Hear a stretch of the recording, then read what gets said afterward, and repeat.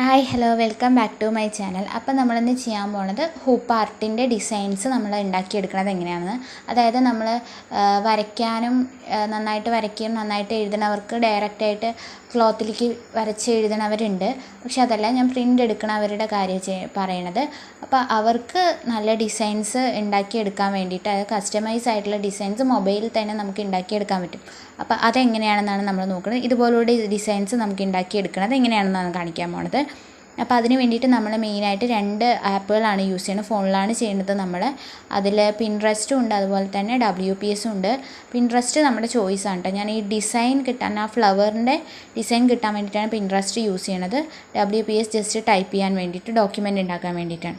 അപ്പോൾ ആദ്യം നമ്മൾ ചെയ്യണത് പിൻട്രസ്റ്റാണ് ഞാൻ സജസ്റ്റ് ചെയ്യണത്. അപ്പം ഞാൻ ആ പിൻട്രസ്റ്റ് എന്ന് പറഞ്ഞുള്ള ആപ്പ് നമ്മൾ ഓപ്പൺ ചെയ്തിട്ട് അതിൽ നിന്ന് നമ്മൾ എന്ത് ചെയ്യാം, ഒരു ഇമേജ് സെലക്ട് ചെയ്യണം. അപ്പം നമ്മുടെ ഈ ഹൂപ്പ് ആർട്ടിൻ്റെ ഇമേജസ് മെയിനിലായിട്ട് സർക്കിളായിട്ടോ അല്ലെങ്കിൽ ഒരു സൈഡിൽ മാത്രമായിട്ട് എങ്ങനെ വേണമെങ്കിൽ നമുക്ക് ചെയ്യാം. അപ്പോൾ അതുപോലെ ഡിസൈൻസ് എങ്ങനെ, ഇപ്പോൾ സർക്കിൾ ഫോമിലാണ് നമ്മൾ ഡിസൈൻ സെർച്ച് ചെയ്യണമെങ്കിൽ പെട്ടെന്ന് നമ്മൾ ടൈപ്പ് ചെയ്താൽ വരുന്നത്, എങ്ങനെ ടൈപ്പ് ചെയ്താലാണ് വരുന്നതെന്ന് വെച്ച് കഴിഞ്ഞാൽ ഫ്ലോറൽ ലൈൻ സർക്കിൾ ആർട്ടെന്നോ അങ്ങനെ എന്തെങ്കിലും ടൈപ്പ് ചെയ്ത് കഴിഞ്ഞാൽ നമുക്ക് അങ്ങനത്തെ ഡിസൈൻസ് കുറേ കിട്ടും. ഇതിൽ ഏറ്റവും മെയിനായിട്ടുള്ള ഈ ആപ്പിൽ നമുക്ക് യൂസ്ഫുള്ളായിട്ടുള്ള കാര്യം എന്ന് പറഞ്ഞാൽ നമുക്കൊരു ടൈപ്പ് ഡിസൈൻ കിട്ടിക്കഴിഞ്ഞാൽ അതിന് റിലേറ്റഡ് ആയിട്ടുള്ള ഡിസൈൻസ് നമുക്ക് ആ ലെൻസിൽ വഴി നോക്കിക്കഴിഞ്ഞാൽ അത് റിലേറ്റഡ് ആയിട്ട് ഒരുപാട് ഡിസൈൻസ് വരും. അപ്പം ഞാനിവിടെ ഫ്ലോറൽ ലൈൻ സർക്കിൾ ആർട്ടെന്ന് കൊടുത്തിട്ടുണ്ട്. കൊടുത്തു കഴിയുമ്പോൾ കുറേ അതിന് റിലേറ്റഡ് ആയിട്ടുള്ള കുറേ ഡിസൈൻസ് വരും. അപ്പോൾ ആ ലെൻസിൽ കൊടുത്തു കഴിഞ്ഞാൽ അപ്പോൾ ആ ഡിസൈൻസ് നമ്മൾ സെർച്ച് ചെയ്തിട്ട് നമുക്ക് ഇഷ്ടമുള്ളൊരു ഡിസൈൻ നമ്മൾ സെലക്ട് ചെയ്യാം. ആ ഡിസൈൻ സെലക്ട് ചെയ്തിട്ട് അതിൽ തന്നെ നമുക്ക് ഒരു 3 ഡോട്ട്സിൽ ഡൗൺലോഡ് ഇമേജ് എന്നുള്ളൊരു ഓപ്ഷൻ ഉണ്ട്. ആ ഡൗൺലോഡ് ഇമേജ് കൊടുത്തു കഴിഞ്ഞ് കഴിഞ്ഞാൽ നമ്മുടെ ഈ സെലക്ട് ചെയ്ത ഇമേജ് നമ്മുടെ ഡയറക്റ്റായിട്ട് നമ്മുടെ ഗാലറിയിൽ സേവ് ആവും. എന്നിട്ട് നമുക്ക് കലണ്ടർ എങ്ങനെയാണ് ചെയ്തെടുക്കുന്നതെന്നാണ് നമ്മൾ നോക്കാൻ പോകുന്നത്. അപ്പോൾ അതിന് വേണ്ടിയിട്ട് നമ്മൾ യൂസ് ചെയ്യുന്ന ആപ്പാണ് WPS എന്ന് പറയുന്നത്. അപ്പോൾ WPS ഓപ്പൺ ചെയ്താൽ ഇങ്ങനെ ഒരു ഇൻ്റർഫേസാണ് കിട്ടുന്നത്. അതിൽ പ്ലസ് ബട്ടണിൽ ഡോക്യുമെൻ്റ് എന്നൊരു ഓപ്ഷൻ ഉണ്ട്.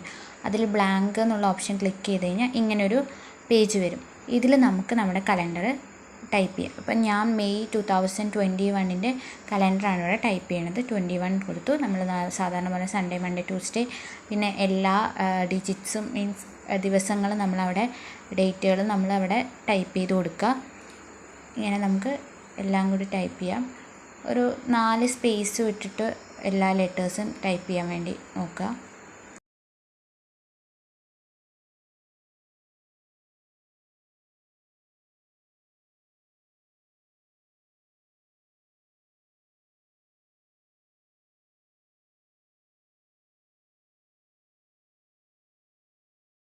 ഞാനൊരു 25th ഒരു ഈവൻ്റായിട്ട് എടുത്തിരിക്കുന്നത്. അപ്പോൾ അവിടെ നമുക്കിപ്പോൾ ഹാർട്ട് ഷേപ്പ് അല്ലെങ്കിൽ ബലൂണൊക്കെ ആഡ് ചെയ്യും. അത് എവിടെ നിന്നാണെന്ന് വെച്ചാൽ നമ്മുടെ ഗൂഗിളിൽ നമ്മൾ കീബോർഡിൽ നമ്മൾ ടൈപ്പ് ചെയ്യുമ്പോൾ തന്നെ നമുക്ക് കുറച്ച് ഇമോജീസൊക്കെ കിട്ടുന്ന അവൈലബിൾ ആയിട്ടുള്ള ഭാഗമില്ല അവിടെ നിന്ന്. പിന്നെ ഇതുപോലെ ഹാർട്ട് ഷേപ്പ് വന്നാൽ 2 സൈഡിലും ഇങ്ങനത്തെ ബ്ലാങ്ക് ഉണ്ടാവും. ആ ഏരിയ 2 കട്ട് ചെയ്ത് കളയാം. എന്നാലേ നമുക്കിത് കറക്റ്റായിട്ട് അഡ്ജസ്റ്റ് ചെയ്യാൻ പറ്റുള്ളൂ. ശേഷം നമ്മൾ ബാക്കിയുള്ള ഡേറ്റൊക്കെ ടൈപ്പ് ചെയ്യാം. നമ്മളിതെല്ലാം ടൈപ്പ് ചെയ്ത് കഴിഞ്ഞ് കഴിഞ്ഞാൽ നമുക്കിനി അടുത്തൊരു പരിപാടി എന്ന് പറയുന്നത് ഇത് കറക്റ്റായിട്ട് അറേഞ്ച് ചെയ്ത് വെക്കലും അതുപോലെ ഇതിനൊരു ഭംഗിയാക്കി വെക്കലുമാണ്. അപ്പോൾ നമുക്ക് മെയ് 2021 എന്നുള്ളത് വലിയൊരു സൈസിലാണ് കാണണമെങ്കിൽ ഹോം ഉണ്ടല്ലോ അവിടെ. ആ ഹോമിൽ പോയിട്ട് അതിൽ സൈസ് ഉണ്ട്. ആ സൈസിൽ നിന്ന് നമുക്ക് സൈസ് മാറ്റാം. അതുപോലെ തന്നെ അതിൻ്റെ തൊട്ടടുത്ത് കാലിബ്രി ഫോണ്ട് കിടക്കുന്നുണ്ടാവും. ഡിഫോൾട്ടായിട്ട് കിടക്കുക എന്താണ് കാലിബ്രി ആയിരിക്കും. അപ്പോൾ അത് സെലക്ട് ചെയ്ത് നമുക്ക് കുറേ ഫോണ്ട് സ്റ്റൈലുകളുണ്ട്. അതിൽ നിന്ന് ഏതെങ്കിലും ഒന്ന് സെലക്ട് ചെയ്ത് കഴിഞ്ഞാൽ അതിൻ്റെ സൈസ് മാറ്റും. പിന്നെ ബാക്കി എല്ലാം മൊത്തത്തിൽ നമുക്കൊന്ന് ബോൾഡാക്കി തന്നെ വെക്കാം കേട്ടോ. എല്ലാ ലെറ്റേഴ്സും നമുക്ക് ബോൾഡാക്കി തന്നെ വെക്കാം. അതായിരിക്കും നല്ലത്. അങ്ങനെ നമ്മളെല്ലാം ചെയ്ത് കഴിഞ്ഞതിന് ശേഷം നമ്മളിന്ന് ഒരു മെസ്സേജ് ടൈപ്പ് ചെയ്യണമെങ്കിൽ നമുക്ക് ആ മെസ്സേജ് അതുപോലെ കീബോർഡിൽ നമ്മൾ ഹാപ്പി ബർത്ത്ഡേ ഡിയർ എന്നാണ് നമ്മൾ ചെയ്യണത്. അപ്പോൾ അത് ചെയ്യാം. എന്നിട്ട് അതിലിപ്പോൾ 2 ബലൂൺ വയ്ക്കണമെങ്കിൽ നമുക്ക് നമ്മുടെ ആ ഗൂഗിളിൽ നിന്ന് കാണിച്ച ഭാഗത്ത് ക്ലിക്ക് ചെയ്താൽ നമ്മുടെ ഇമോജിയുടെ ഭാഗം ഉണ്ടല്ലോ, അതിൽ നമുക്ക് ബലൂൺസൊക്കെ അവൈലബിൾ ആണ്. അത് കുറേ ഷേപ്പുകളില്ലേ, അതിലേതാണ് വേണ്ടതെന്ന് വെച്ചെടുക്കുക. 2 സൈഡിലും ആഡ് ചെയ്ത് വയ്ക്കുക. ഇത് എൻ്റെ ഒരു രീതിയിൽ ഞാൻ ചെയ്തത്. അപ്പോൾ നിങ്ങളുടെ രീതിയിലാകുമ്പോൾ നിങ്ങൾക്ക് ഇഷ്ടമുള്ള പോലെ ചെയ്യാം. ഇതുപോലെ ചെയ്ത് അതും കറക്റ്റായിട്ട് അഡ്ജസ്റ്റ് ചെയ്ത് ആ മെസ്സേജിൻ്റെയും ഫോണ്ട് സ്റ്റൈലും സൈസൊക്കെ ഇഷ്ടമുള്ള പോലെ മാറ്റിയിട്ട് വയ്ക്കുക. നമ്മളെല്ലാം ടൈപ്പ് ചെയ്ത് കഴിഞ്ഞ് കറക്റ്റ് പൊസിഷനിൽ കലണ്ടർ വെച്ചിട്ട് ഈ കലണ്ടർ ഒന്ന് സ്ക്രീൻഷോട്ട് ചെയ്ത് വയ്ക്കുക. സ്ക്രീൻഷോട്ട് ചെയ്ത് ഗ്യാലറിയിൽ ഉണ്ടാവും. അതിനുശേഷം നമ്മൾ അടുത്ത സ്റ്റെപ്പ് എന്ന് പറയുന്നത് നമ്മൾ ഒരു പുതിയ ഡോക്യുമെൻറ്റിൻ്റെ പേജ് എടുക്കുക എന്നുള്ളതാണ്. അപ്പോൾ നമ്മൾ ബാക്കിൽ അടിച്ച് കഴിഞ്ഞിട്ട് ബ്ലാങ്ക് എന്നുള്ള ഓപ്ഷനിൽ ക്ലിക്ക് ചെയ്ത് കഴിഞ്ഞ് കഴിഞ്ഞാൽ നമുക്ക് പുതിയ പേജ് വരും. പുതിയ പേജിൽ നമ്മൾ നേരത്തെ ഡൗൺലോഡ് ചെയ്ത് വെച്ചിട്ടുള്ള ഇമേജ് ആഡ് ചെയ്യണം.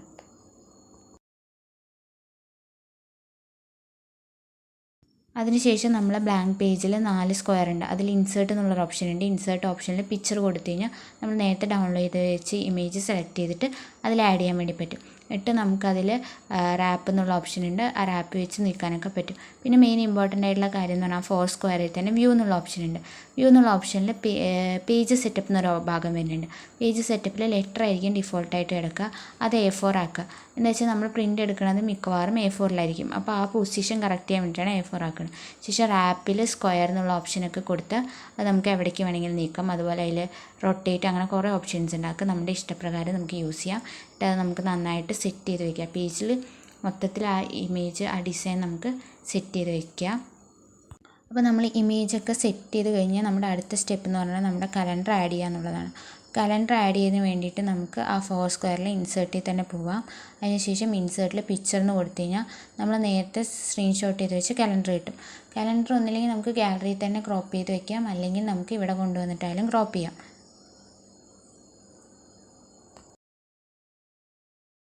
ക്രോപ്പ് ചെയ്ത് കഴിഞ്ഞാൽ അതൊരു ആപ്പ് സെലക്ട് ചെയ്ത് സ്ക്വയർ സെലക്ട് ചെയ്തിട്ട് നമുക്കിതുപോലെ കൊണ്ടുവന്ന് കറക്റ്റ് പൊസിഷനിൽ വെക്കുക. കറക്റ്റായിട്ട് അറേഞ്ച് ചെയ്യുക. അറേഞ്ച് ചെയ്ത് കഴിഞ്ഞ് കഴിഞ്ഞാൽ നമ്മുടെ ഡിസൈൻ റെഡി ആയിട്ടുണ്ട്. കറക്റ്റായിട്ട് നമുക്ക് എത്ര ചെറുതാക്കാലോ വലുതാക്കാലോ ഏത് രീതിയിലായിട്ടും കറക്റ്റ് പൊസിഷനിൽ ഇത്തിരി ഡ്രാഗ് ചെയ്യലോ വലിപ്പം കൂട്ടലോ, കലണ്ടറിൻ്റെ വലിപ്പം കൂട്ടലോ, അത് ആ ഒരു സ്പേസിൻ്റെ ഉള്ളിൽ പറ്റാവുന്ന രീതിയിലൊക്കെ നമുക്ക് ചെയ്യാൻ വേണ്ടി പറ്റും. അപ്പോൾ ഈ രീതിയിലാണ് നമ്മുടെ പൂപ്പാർട്ടിൻ്റെ ഡിസൈൻ ഉണ്ടാക്കുന്നത്. ഉണ്ടാക്കി ചെയ്യുന്നതിന് ശേഷം നമ്മുടെ ഡണ്ണിൻ്റെ തൊട്ടടുത്ത് കിടക്കുന്ന ഒരു ഫയലിൻ്റെ ബാർ ഉണ്ടല്ലോ, ഫയൽ പോലെ കിടക്കണം, അത് സെലക്ട് ചെയ്തിട്ട് അതിൽ നമ്മളൊരു ഫയൽ നെയിം കൊടുത്ത് ഇത് സേവ് ചെയ്യാം. എന്നിട്ട് അപ്പോൾ നമുക്ക് അതെടുത്തത് തുറക്കുമ്പോൾ ഈ ഫയൽ നെയിമിൽ തുറന്നാൽ മതി. നമ്മൾ പ്രിൻ്റ് എടുക്കാൻ ഇപ്പോൾ നമ്മൾ ഇമെയിൽ അയക്കുക എന്തെങ്കിലും ആണെങ്കിൽ ഇത് നമുക്ക് PDF ആയിട്ട് കൺവേർട്ട് ചെയ്തിട്ട് അയക്കാം.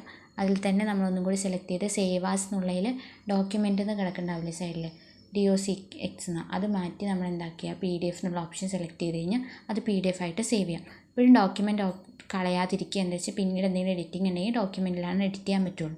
അപ്പോൾ അത് എപ്പോഴും സൂക്ഷിച്ച് വയ്ക്കുക. പ്ലസ് PDF നമ്മൾ സെൻഡ് ചെയ്യുന്ന സമയത്ത് മറ്റ് ചേഞ്ചുകളൊന്നും വരാണ്ടിരിക്കാൻ വേണ്ടി PDFും കൂടി ആക്കിയിട്ട് സെൻഡ് ചെയ്യാൻ വേണ്ടി ശ്രമിക്കുക. ഇത്രയേ ഉള്ളൂ. അപ്പോൾ ഇന്നത്തെ വീഡിയോ എല്ലാവർക്കും യൂസ്ഫുള്ളായെന്ന് വിചാരിക്കുന്നു. അപ്പോൾ നമുക്ക് അടുത്ത വീഡിയോ ആയിട്ട് കാണുന്നതായിരിക്കും. ടാറ്റാ.